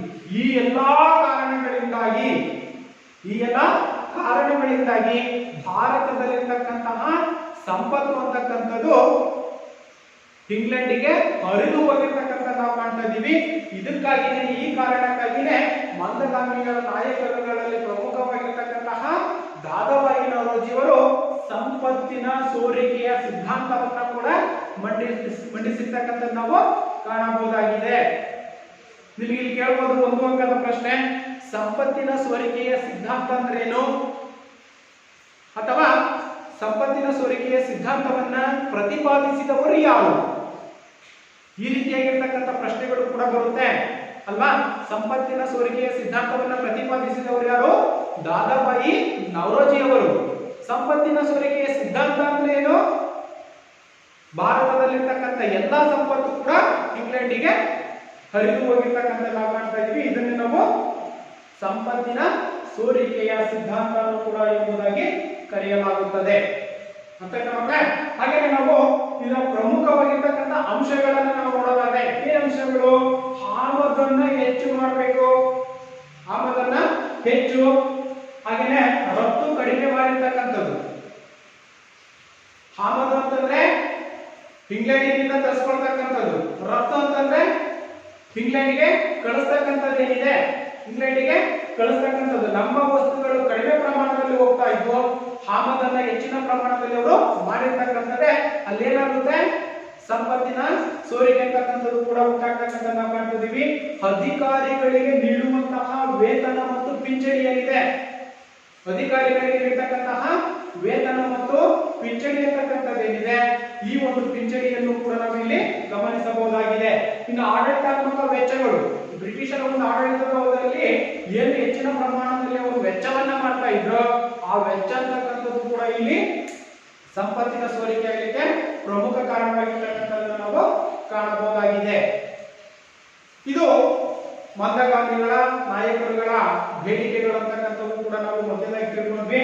ಇನ್ನ ಭಾರತೀಯ ರಾಷ್ಟ್ರೀಯ ಕಾಂಗ್ರೆಸ್ನ ಎರಡನೆಯ ಮತವಾಗಿರ್ತಕ್ಕಂಥದ್ದು ತೀವ್ರವಾದಿಗಳು. ಅರ್ಥವನ್ನು ನಾವು ನೋಡೋದಾದ್ರೆ ಮಂದಗಾಮಿಗಳ ಮೃದು ಧೋರಣೆ, ಏನು ಮಂದಗಾಮಿಗಳು ಮಾಡ್ತಾ ಇದ್ರು ಪ್ರಾರ್ಥನೆ ಮನವಿಗಳನ್ನ ಸಲ್ಲಿಸ್ತಾ ಇದ್ರು, ಅದನ್ನ ಸಂಪೂರ್ಣವಾಗಿ ತೀವ್ರವಾದಿಗಳು ಅಂತಕ್ಕಂಥ ಏನಿದ್ದಾರೆ ಇದನ್ನ ಖಂಡಿಸಿರ್ತಕ್ಕಂಥದ್ದು. ನೋಡಿ, ಮಂದಗಾಮಿಗಳ ಮೃದು ಧೋರಣೆ ಮತ್ತು ಟೀಕೆ ಮಾಡುತ್ತಾ ಸರ್ಕಾರದ ಧೋರಣೆಯನ್ನ ಇವರು ತೀವ್ರವಾಗಿ ಖಂಡಿಸಿರ್ತಕ್ಕಂಥ ಒಂದು ಗುಂಪು ಏನಿದೆ, ಕಾಂಗ್ರೆಸ್ನ ಗುಂಪು, ಇದನ್ನ ನಾವು ಏನಂತ ಕರಿತೀವಿ, ತೀವ್ರವಾದಿಗಳು ಎಂಬುದಾಗಿ ಕರೆಯಲಾಗುತ್ತದೆ. ಹಾಗಾದ್ರೆ ತೀವ್ರವಾದಿ ನಾಯಕರುಗಳಲ್ಲಿ ಯಾರು ಪ್ರಮುಖರಾಗಿದ್ದಾರೆ? ಅರವಿಂದ್ ಘೋಷ್, ಬಿಪಿನ್ ಚಂದ್ರಪಾಲ್, ಲಾಲಾ ಲಜಪತ್ ರಾಯ್, ಹಾಗೇನೆ ಬಾಲಗಂಗಾಧರ ತಿಲಕರು, ಇವರು ಪ್ರಮುಖರಾಗಿರ್ತಕ್ಕಂತಹ ತೀವ್ರವಾದಿ ನಾಯಕರುಗಳನ್ನು ನಾವಿಲ್ಲಿ ಕಾಣ್ತಾ ಇದ್ದೀವಿ. ಹಾಗಾದ್ರೆ ಮಂದಗಾಮಿಗಳ ಬೇಡಿಕೆಯ ರೀತಿಯಲ್ಲಿನೇ ತೀವ್ರವಾದಿಗಳು ಕೂಡ ಬ್ರಿಟಿಷರ ಬಳಿ ತಮ್ಮ ಬೇಡಿಕೆಗಳನ್ನ ಇಟ್ಟಿರ್ತಕ್ಕಂಥ ನಾವು ಕಾಣ್ತಾ ಇದ್ದೀವಿ. ಹಾಗಾದ್ರೆ ಈ ತೀವ್ರವಾದಿಗಳ ಬೇಡಿಕೆಗಳು ಏನಾಗಿದ್ವು, ಯಾವ ರೀತಿಯಾಗಿರ್ತಕ್ಕಂಥ ತಮ್ಮ ಬೇಡಿಕೆಗಳನ್ನು ಅವರು ಇಟ್ಟಿದ್ರು ನೋಡೋಣ. ಎಸ್, ಒಂದು, ಬ್ರಿಟಿಷರ ಕೆಲವು ಆಡಳಿತ ಧೋರಣೆಗಳನ್ನ ಸಂಪೂರ್ಣವಾಗಿ ತೀವ್ರವಾದಿಗಳು ವಿರೋಧಿಸಿದ್ರು. ಏನು ಬ್ರಿಟಿಷರ ಒಂದು ಆಡಳಿತ ವ್ಯವಸ್ಥೆ ಅಂತಕ್ಕಂಥದ್ದಿತ್ತು, ಆ ಒಂದು ಆಡಳಿತದ ಧೋರಣೆಗಳನ್ನು ಅವರು ಸಂಪೂರ್ಣವಾಗಿ ವಿರೋಧಿಸಿದ್ರು. ಸರ್ಕಾರದ ಮುಂದೆ ಭಾರತೀಯರನ್ನ ನಾಮನಿರ್ದೇಶಿತ ನೇಮಕ ಮಾಡುತ್ತಿದ್ದೇವೆ ಎಂಬ ಸರ್ಕಾರದ ಧೋರಣೆಯನ್ನ ಸಂಪೂರ್ಣವಾಗಿ ಇವರು ಖಂಡಿಸಿರ್ತಕ್ಕಂಥ ನಾವು ಕಾಣ್ತಾ ಇದ್ದೀವಿ. ಅದರ ಜೊತೆಯಲ್ಲಿ ಪೂರ್ಣ ಸ್ವರಾಜ್ಯದ ಕನಸನ್ನ, ನಮಗೆ ಸಂಪೂರ್ಣವಾಗಿರ್ತಕ್ಕಂಥ ಸ್ವಾತಂತ್ರ್ಯವನ್ನ ನಮಗೆ ನೀಡಬೇಕು ಅಂತಕ್ಕಂಥ ಒಂದು ಕನಸನ್ನು ಕೂಡ ಇಲ್ಲಿ ತೀವ್ರವಾದಿಗಳು ಅಂತಕ್ಕಂಥ ಹೊಂದಿರ್ತಕ್ಕಂಥ ನಾವು ಕಾಣ್ತಾ ಇದ್ದೀವಿ. ಅರ್ಥ ಆಯ್ತಲ್ವಾ? ಇವು ಪ್ರಮುಖವಾಗಿರ್ತಕ್ಕಂತಹ ತೀವ್ರವಾದಿಗಳ ಬೇಡಿಕೆಗಳಾಗಿದ್ವು. ಹಾಗೆಯೇ ಇನ್ನ ಈ ಒಂದು ತೀವ್ರವಾದಿಗಳಲ್ಲಿ ಪ್ರಮುಖರಾಗಿರ್ತಕ್ಕಂಥವ್ರನ್ನ ನಾವು ನೋಡೋದಾದ್ರೆ ಬಾಲಗಂಗಾಧರ ತಿಲಕರು, ಬಾಲಗಂಗಾಧರ ತಿಲಕರನ್ನ ನಾವು ಕಾಣ್ತಾ ಇದ್ದೀವಿ. It is the very most important ಮಕ್ಕಳೇ. ಪರೀಕ್ಷಾ ದೃಷ್ಟಿಯಿಂದ ಬಾಲಗಂಗಾಧರ ತಿಲಕರನ್ನ 4 ಅಂಕದ ಪ್ರಶ್ನೆಯಾಗಿ ಕೂಡ ಕೇಳಬಹುದು ಅಥವಾ 3 ಅಂಕದ ಪ್ರಶ್ನೆಯಾದರೂ ಕೂಡ ಕೇಳಬಹುದು. ಅರ್ಥ ಆಯ್ತಲ್ವಾ? ನೋಡೋಣ. ಹಾಗಾದ್ರೆ ಬಾಲಗಂಗಾಧರ ತಿಲಕರು, ಬಾಲಗಂಗಾಧರ ತಿಲಕರ ಪಾತ್ರ ಏನಾಗಿತ್ತು ತೀವ್ರವಾದಿಗಳ ಕಾಲದಲ್ಲಿ? ಸ್ವರಾಜ್ಯ ನನ್ನ ಜನ್ಮಸಿದ್ಧ ಹಕ್ಕು, ಅದನ್ನು ನಾನು ಪಡೆದೇ ತೀರುತ್ತೇನೆ. ಇದು ಬಾಲಗಂಗಾಧರ ತಿಲಕರ ಒಂದು ಘೋಷಣೆಯಾಗಿತ್ತು. ಮತ್ತೆ ನಿಮಗೆ ಇಲ್ಲಿ 1 ಅಂಕದ ಪ್ರಶ್ನೆನೂ ಕೂಡ ಕೇಳಬಹುದು ಮಕ್ಕಳೇ. ಬಾಲ ಗಂಗಾಧರ ತಿಲಕರ ಘೋಷಣೆ ಏನಾಗಿತ್ತು ಅಲ್ವಾ? ಸ್ವರಾಜ್ಯ ನನ್ನ ಜನ್ಮಸಿದ್ಧ ಹಕ್ಕು, ಸ್ವರಾಜ್ಯ ನನ್ನ ಜನ್ಮಸಿದ್ಧ ಹಕ್ಕು, ನಾನು ಹುಟ್ಟಿರ್ತಕ್ಕಂಥ ನನ್ನ ದೇಶ ಅಂತಕ್ಕಂಥದ್ದೇನಿದೆ ಈ ದೇಶವನ್ನ ಕಾಪಾಡ್ತಕ್ಕಂಥದ್ದು ನಮ್ಮೆಲ್ಲರ ಜವಾಬ್ದಾರಿ, ನನ್ನ ಹಕ್ಕು. ಹಾಗಾಗಿ ಅವರು ಏನಂತ ಘೋಷಣೆ ಮಾಡಿದ್ರು? ಸ್ವರಾಜ್ಯ ನನ್ನ ಜನ್ಮಸಿದ್ಧ ಹಕ್ಕು, ಅದನ್ನು ನಾನು ಪಡೆದೇ ತೀರುತ್ತೇನೆ ಅಲ್ವಾ? ಈ ರೀತಿಯಾಗಿ ಹಾಗೇನೆ ಸ್ವತಂತ್ರ ಹೋರಾಟಕ್ಕೆ ಜನಸಾಮಾನ್ಯರನ್ನ ಪ್ರೇರಣೆಯನ್ನು ಗೊಳಿಸಿರ್ತಕ್ಕಂಥದ್ದು. ಬ್ರಿಟಿಷರ ವಿರುದ್ಧ ಹೋರಾಟವನ್ನ ಮಾಡಲಿಕ್ಕೆ, ಬ್ರಿಟಿಷರಿಂದ ಸ್ವತಂತ್ರವನ್ನ ಪಡಿಬೇಕಂತಕ್ಕಂಥ ಒಂದು ಉದ್ದೇಶದಿಂದ ಅಲ್ಲಿ ಪ್ರತಿಯೊಬ್ಬರಿಗೂ ಸ್ವತಂತ್ರ ಹೋರಾಟಕ್ಕೆ ಜನಸಾಮಾನ್ಯರನ್ನ ಸಂಘಟಿಸಿರ್ತಕ್ಕಂಥದ್ದು, ಒಗ್ಗೂಡಿಸಿರ್ತಕ್ಕಂಥದ್ದನ್ನು ಕೂಡ ನಾವು ಕಾಣ್ತಾ ಇದ್ದೀವಿ. ಇನ್ನ ಧಾರ್ಮಿಕ ಆಚರಣೆಯನ್ನ ಮಾಡುವುದರ ಮೂಲಕ ಸಾರ್ವಜನಿಕವಾಗಿ ಆಚರಣೆಗಳನ್ನ ಪ್ರತಿಯೊಬ್ಬರು, ಸಾರ್ವಜನಿಕರಂದ್ರೆ ಎಲ್ಲರೂ ಕೂಡ ಒಟ್ಟಾಗಿ ಸೇರ್ಕೊಂಡು ಆಚರಣೆಗಳನ್ನ ಮಾಡ್ತಕ್ಕಂಥದ್ದು. ಅದೇ ರೀತಿಯಾಗಿ ಇಲ್ಲಿ ಹಲವಾರು ಹಬ್ಬಗಳನ್ನು ಕೂಡ ಆಚರಣೆ ಮಾಡಿರ್ತಕ್ಕಂಥ ನಾವು ಕಾಣ್ತಾ ಇದೀವಿ, ಉತ್ಸವಗಳನ್ನ ಮಾಡಿರ್ತಕ್ಕಂಥ ನಾವು ಕಾಣ್ತಾ ಇದೀವಿ. ಗಣೇಶನ ಹಬ್ಬ ಮಾಡಿರ್ತಕ್ಕಂಥದ್ದು, ಶಿವಾಜಿ, ದುರ್ಗಾ ಮಾತಾ, ಈ ರೀತಿಯಾಗಿ ಸಾರ್ವಜನಿಕವಾಗಿ ಉತ್ಸವಗಳನ್ನ ಮಾಡುವುದರ ಮೂಲಕ ಜನರನ್ನ ಒಗ್ಗೂಡಿಸಿ ಸಂಘಟಿಸುವುದರ ಮೂಲಕ ಬ್ರಿಟಿಷರ ವಿರುದ್ಧ ಹೋರಾಟವನ್ನ ಮಾಡಿರ್ತಕ್ಕಂಥದ್ದು. ಅಂದ್ರೆ ಬ್ರಿಟಿಷರ ಒಂದು ಆಡಳಿತದ ವ್ಯವಸ್ಥೆ ಅಂತಕ್ಕಂಥದ್ದೇನಿದೆ, ದುರಾಡಳಿತ ಅಂತಕ್ಕಂಥದ್ದೇನಿದೆ, ಅದರ ವಿರುದ್ಧ ಜನರನ್ನ ಸಂಘಟಿಸುವುದರ ಮೂಲಕ ಸ್ವತಂತ್ರವನ್ನ ಪಡೆಯಬಹುದು ಅಂತಕ್ಕಂಥ ಒಂದು ಐಕ್ಯತೆಯನ್ನ ಇಲ್ಲಿ ಬಾಲಗಂಗಾಧರ ತಿಲಕ್ ಅವರು ಹೊಂದಿರ್ತಕ್ಕಂಥ ನಾವು ಕಾಣ್ತಾ ಇದ್ದೀವಿ. ಹಾಗೇನೆ ಮರಾಠಿ ಭಾಷೆಯಲ್ಲಿ ಅವರು ಕೇಸರಿ ಅಂತಕ್ಕಂಥ ಒಂದು ಪತ್ರಿಕೆಯನ್ನು ಕೂಡ ಪ್ರಕಟಿಸಿರ್ತಕ್ಕಂಥ ನಾವು ಕಾಣ್ತಾ ಇದ್ದೀವಿ. ಮರಾಠಿಯಲ್ಲಿ ಕೇಸರಿ ಅಂತಕ್ಕಂಥ ಒಂದು ಪತ್ರಿಕೆಯನ್ನು ಕೂಡ ಅವರು ಪ್ರಕಟಿಸಿರ್ತಕ್ಕಂಥದ್ದು.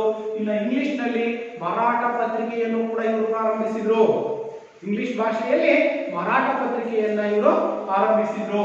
ಹಾಗೇನೆ ಇವರ ಕ್ರಾಂತಿಕಾರಕ ಬರವಣಿಗೆಗಳು ಜನರನ್ನ ಕೆರಳಿಸಿರ್ತಕ್ಕಂಥ ನಾವು ಕಾಣ್ತಾ ಇದೀವಿ, ಜನರನ್ನ ಕೆರಳಿಸಿರ್ತಕ್ಕಂಥ ನಾವು ಕಾಣ್ತೀವಿ.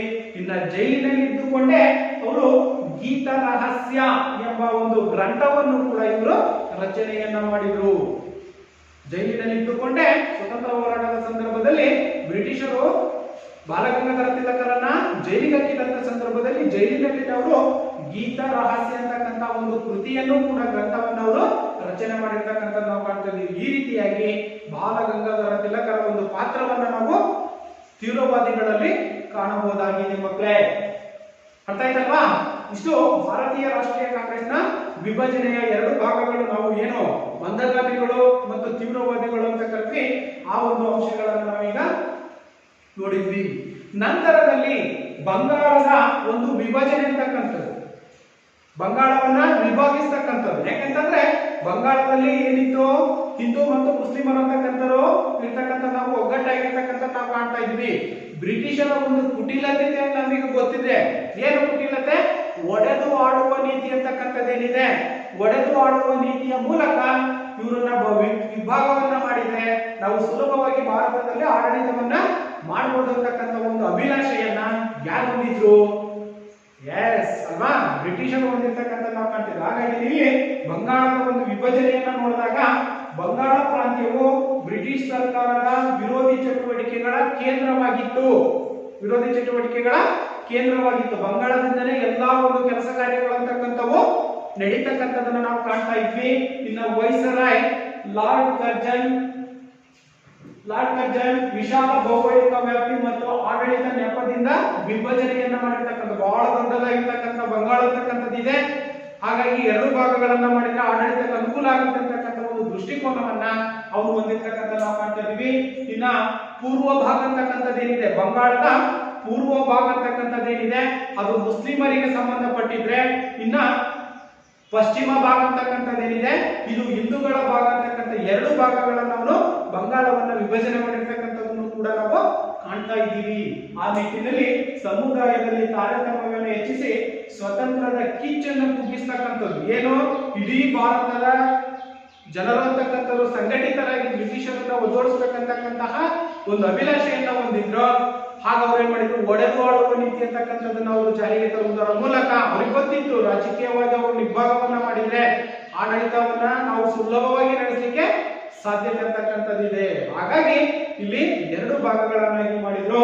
ಸಮುದಾಯದಲ್ಲಿ ತಾರತಮ್ಯವನ್ನು ಹೆಚ್ಚಿಸಿ ಸ್ವತಂತ್ರದ ಒಂದು ಕಿಚ್ಚು ಅಂತಕ್ಕಂಥದ್ದೇನಿದೆ, ಎಲ್ಲರೂ ಒಗ್ಗೂಡಿ ನಾವು ಸ್ವತಂತ್ರವನ್ನು ಹೋರಾಟವನ್ನು ಮಾಡ್ಬೇಕಂತಕ್ಕಂಥ ಒಂದು ಎಚ್ಚರಿಕೆ ಅಂತಕ್ಕಂಥದನ್ನ ಭಾರತೀಯರು ಏನು ಹೊಂದಿದ್ರು ಅದನ್ನ ಸಂಪೂರ್ಣವಾಗಿ ಹುನ್ನಾರವನ್ನು ನಡೆಸುವುದರ ಮೂಲಕ ಬಂಗಾಳವನ್ನ ಎರಡು ಭಾಗಗಳಾಗಿ ಬ್ರಿಟಿಷರು ಮಾಡಿರ್ತಕ್ಕಂಥದನ್ನು ನಾವು ಈ ಒಂದು ಕುತಂತ್ರವನ್ನು ನಾವು ಕಾಣಬಹುದಾಗಿದೆ ಮಕ್ಕಳೇ. ಇದು ಬಂಗಾಳದ ವಿಭಜನೆ. ನಂತರ ಬಂಗಾಳದ ವಿಭಜನೆಯ ವಿರೋಧಿಸಿರ್ತಕ್ಕಂಥದ್ದು ಯಾವ ರೀತಿಯಾಗಿ ಅವರು ವಿರೋಧವನ್ನ ಮಾಡಿದ್ರು, ಬಂಗಾಳದ ವಿಭಜನೆ ಅಂತಕ್ಕಂಥದ್ದು ಅನುಕೂಲವಾಗಿತ್ತೋ ಅಥವಾ ಅನನುಕೂಲವಾಗಿತ್ತೋ ಅನ್ನೋದು ನೋಡೋದಾದ್ರೆ ರಾಷ್ಟ್ರೀಯ ಕಾಂಗ್ರೆಸ್ ಬಲವಾಗಿ ಖಂಡಿಸಿತು. ಏನು 1885ರಲ್ಲಿ ಜಾರಿಗೆ ಬಂದಿರತಕ್ಕಂತಹ ರಾಷ್ಟ್ರೀಯ ಕಾಂಗ್ರೆಸ್ ಅಂತಕ್ಕಂಥ ಒಂದು ಸಂಘಟನೆ ಏನಿದೆ ಈ ಒಂದು ಬಂಗಾಳ ವಿಭಜನೆಯನ್ನ ಸಂಪೂರ್ಣವಾಗಿ ಖಂಡಿಸಿತು. ಯಾವ ಕಾರಣಕ್ಕೂ ವಿಭಜನೆಯನ್ನ ಮಾಡಬಾರದು. ಹಾಗೇನೆ ಭಾವೈಕ್ಯತೆ ಬೆಳೆಸಲು ರಕ್ಷಾ ಬಂಧನವನ್ನ ನಾವೆಲ್ಲರೂ ಸೋದರರು ಅಂತಕ್ಕಂಥ ಮನೋಭಾವನೆಯನ್ನ ಬೆಳೆಸ್ತಕ್ಕಂಥ ಒಂದು ಉದ್ದೇಶದಿಂದಾಗಿ ಭಾವೈಕ್ಯತೆಯನ್ನ ಬೆಳೆಸಲು ಹಲವಾರು ರಕ್ಷಾಬಂಧನ ಅಂತಕ್ಕಂಥ ಒಂದು ಕಾರ್ಯಕ್ರಮಗಳನ್ನು ಕೂಡ ಹಮ್ಮಿಕೊಂಡಿರ್ತಕ್ಕಂಥ ನಾವು ಕಾಣ್ತಾ ಇದೀವಿ. ಇನ್ನು ದೇಶದಾದ್ಯಂತ ಪ್ರತಿರೋಧಗಳು ಕೂಡ ಹುಟ್ಟಿಕೊಂಡವು. ಯಾರ ವಿರುದ್ಧ? ಬ್ರಿಟಿಷರ ವಿರುದ್ಧ. ಸ್ವದೇಶಿ ಚಳವಳಿ ಅಂತಕ್ಕಂಥದ್ದು ಆರಂಭವಾಯಿತು. ಅಂದ್ರೆ ನಮ್ಮದೇ ಆಗಿರ್ತಕ್ಕಂಥ ಒಂದು ದೇಶವನ್ನು ನೀವು ಬಿಟ್ಟು ಹೋಗ್ಬೇಕು, ತಲುಪಬೇಕು ಅಂತಕ್ಕಂತಹ ಸ್ವದೇಶಿ ಚಳವಳಿಗಳು ಅಂತಕ್ಕಂಥವು ಕೂಡ ಅಲ್ಲಿ ಆರಂಭವಾದವು. ಆ ಒಂದು ನಿಟ್ಟಿನಲ್ಲಿ ಏನು 1905ರಲ್ಲಿ ಬಂಗಾಳದ ವಿಭಜನೆ ಅಂತಕ್ಕಂಥದ್ದಾಯ್ತು. ಆ ಒಂದು ನಿಟ್ಟಿನಲ್ಲಿ 1911ರಲ್ಲಿ ಬಂಗಾಳದ ವಿಭಜನೆ ಅಂತಕ್ಕಂಥದನ್ನ ಸಂಪೂರ್ಣವಾಗಿ ರದ್ದುಪಡಿಸಿರ್ತಕ್ಕಂಥ ನಾವು ಕಾಣ್ತಾ ಇದೀವಿ. ಬಂಗಾಳದ ವಿಭಜನೆಯನ್ನ 1911ರಲ್ಲಿ ರದ್ದುಪಡಿಸಿರ್ತಕ್ಕಂಥದ್ದು. ಯಾವಾಗ ರದ್ದುಪಡಿಸಿದೋ ಅವಾಗ 1906ರಲ್ಲಿ ಮುಸ್ಲಿಂ ಲೀಗ್ ತನ್ನದೇ ಆಗಿರ್ತಕ್ಕಂಥ ಒಂದು ಅಸ್ತಿತ್ವವನ್ನ ಪಡೆದುಕೊಳ್ಳಲಿಕ್ಕೆ ಇದು ಪ್ರಮುಖ ಕಾರಣವಾಯಿತು. ಇಲ್ಲಿ ಕೇಳಬಹುದು ನಿಮ್ಮ ಮಕ್ಕಳೇ, ಮುಸ್ಲಿಂ ಲೀಗ್ ಅಂತಕ್ಕಂಥದ್ದು ಯಾವಾಗ ಪ್ರಾರಂಭವಾಯಿತು? 1906ರಲ್ಲಿ ಇದು ಪ್ರಾರಂಭವಾಗಿರ್ತಕ್ಕಂಥದ್ದನ್ನು ನಾವು ಕಾಣಬಹುದಾಗಿದೆ. ಈ ರೀತಿಯಾಗಿ ಬಂಗಾಳದಲ್ಲಿ ವಿಭಜನೆಯಲ್ಲಿ ಕೂಡ ಖಂಡಿಸಿರ್ತಕ್ಕಂಥ ನಾವು ಅಥವಾ ವಿರೋಧಿಸಿರ್ತಕ್ಕಂಥ ನಾವು ಕಾಣ್ತಾ ಇದ್ದೀವಿ. ಇನ್ನ ಮುಂದಿನ ಅಂಶವನ್ನು ನಾವು ಗಮನಿಸಿದಾಗ ಮಂದಗಾಮಿಗಳ ನಾಯಕರ ರೀತಿಯಲ್ಲಿನೇ ತೀವ್ರವಾದಿಗಳು ಹಾಗೇನೆ ಇನ್ನ ಸ್ವತಂತ್ರ ಹೋರಾಟದಲ್ಲಿ ಕ್ರಾಂತಿಕಾರಿಗಳನ್ನು ಕೂಡ ನಾವು ಕಾಣ್ತಾ ಇದ್ದೀವಿ. ಕ್ರಾಂತಿಕಾರಿಗಳ ಪಾತ್ರವನ್ನ ಕೂಡ ಕಾಣಬಹುದಾಗಿದೆ. ನೋಡಿ, ಬ್ರಿಟಿಷರ ಆಡಳಿತ ವಿರೋಧಿಸುವುದರ ಜೊತೆಗೆ ಹಿಂಸಾತ್ಮಕವಾಗಿರ್ತಕ್ಕಂಥ ಮಾರ್ಗಗಳನ್ನ ಮಂದಗಾಮಿಗಳನ್ನ ಮಾಡಿದ್ರು. ಪ್ರಾರ್ಥನೆ ಮತ್ತು ಮನವಿಗಳನ್ನ ಸಲ್ಲಿಸಿದ್ರು. ಸ್ವತಂತ್ರ ಕೊಡ್ರಿ ಅಂತ ಕೇಳಿದ್ರು. ಕೊಟ್ರ ಅವರು? ಇಲ್ಲ ಅಲ್ವಾ? ತೀವ್ರವಾದಿಗಳು ಹೇಳಿದ್ರು ಸಂಪತ್ತಿನ ಸೋರಿಕೆ ಅಂತಕ್ಕಂಥದ್ದಾಗ್ತಾ ಇದೆ, ನಮಗೆ ಸಂಪೂರ್ಣವಾಗಿರ್ತಕ್ಕಂತಹ ಸ್ವತಂತ್ರವನ್ನ ಕೊಡ್ಬೇಕು ಅಂತಕ್ಕಂಥದ್ದನ್ನು ಕೂಡ ಅವರು ಮುಂದಿಟ್ರು. ಆದ್ರೆ ಕೊಟ್ರ? ಇಲ್ಲ. ಆದ್ರೆ ಕ್ರಾಂತಿಕಾರಿಗಳ ಉದ್ದೇಶ ಏನಾಗಿತ್ತು?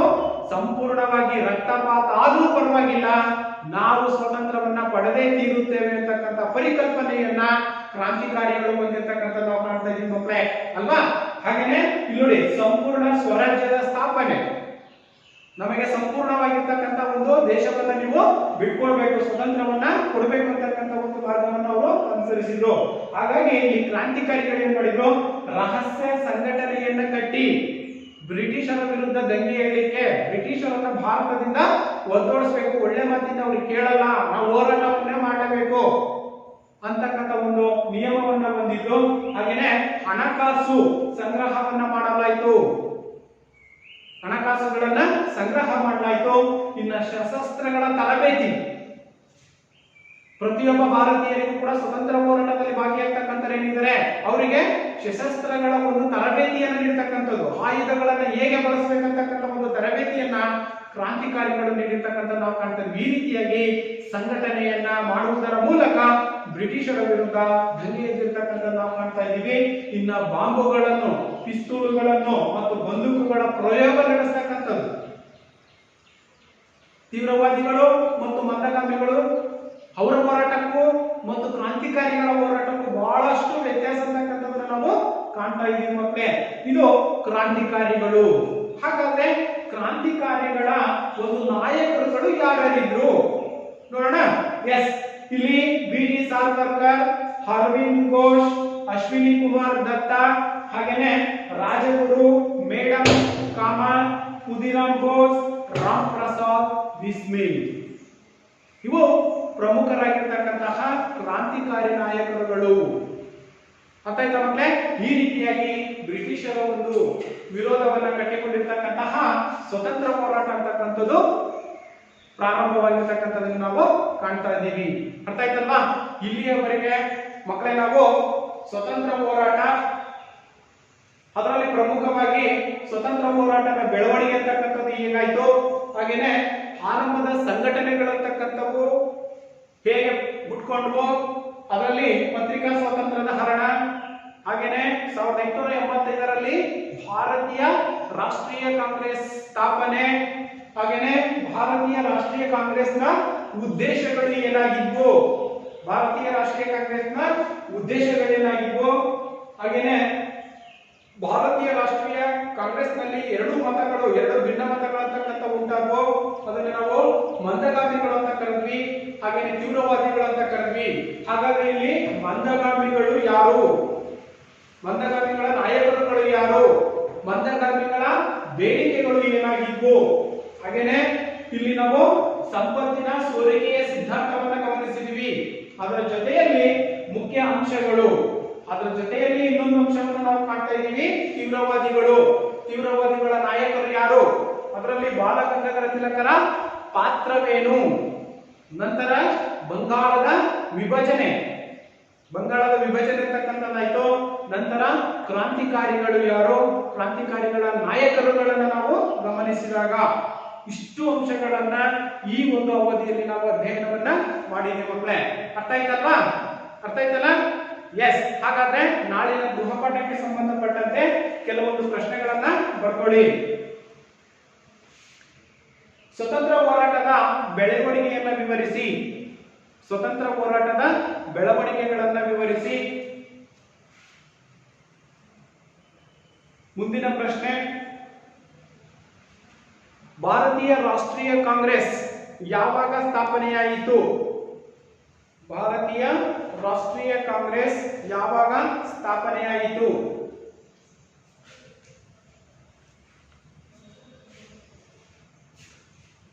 ಮುಂದಿನ ಪ್ರಶ್ನೆ, ಮಂದಗಾಮಿಗಳು ಯಾರು,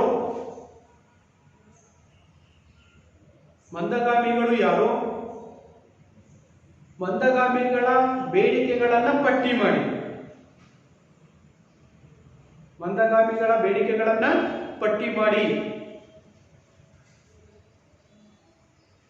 ಮುಂದಿನ ಪ್ರಶ್ನೆ, ಸಂಪತ್ತಿನ ಸೋರಿಕೆಯ ಸಿದ್ಧಾಂತದ ಪ್ರತಿಪಾದಕರು ಯಾರು, ಸಂಪತ್ತಿನ ಸೋರಿಕೆಯ ಸಿದ್ಧಾಂತದ ಪ್ರತಿಪಾದಕರು ಯಾರು.